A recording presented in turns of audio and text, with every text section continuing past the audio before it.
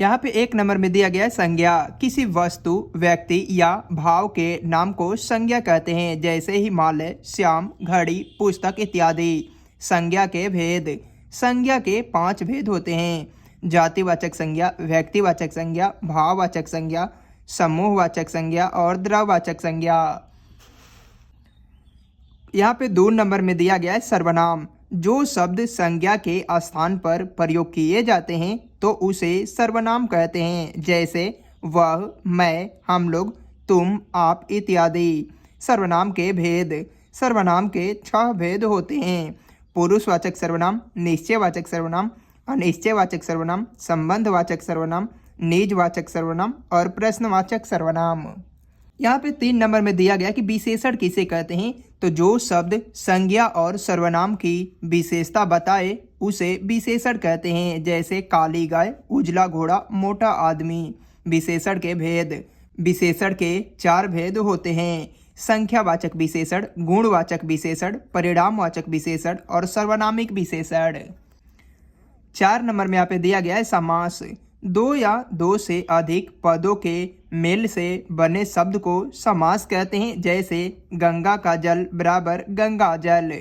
समास के भेद। समास के 6 भेद होते हैं: तत्पुरुष समास, कर्मधारय समास, बहुव्रीहि समास, द्विगु समास, द्वंद्व समास, अव्ययी भाव समास।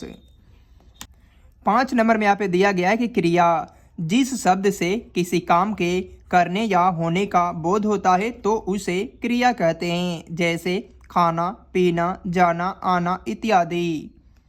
क्रिया के भेद। क्रिया के 2 भेद होते हैं: सकर्मक क्रिया, अकर्मक क्रिया। यहाँ पे 6 नंबर में दिया गया है कारक।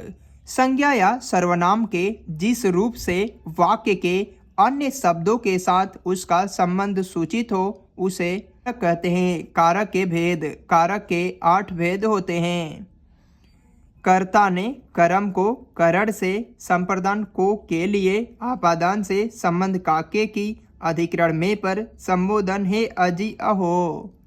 यहाँ पे 7 नंबर में दिया गया है वचन।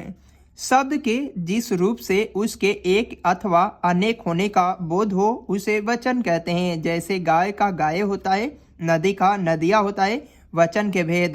वचन के 2 भेद होते हैं: एक वचन, बहुवचन।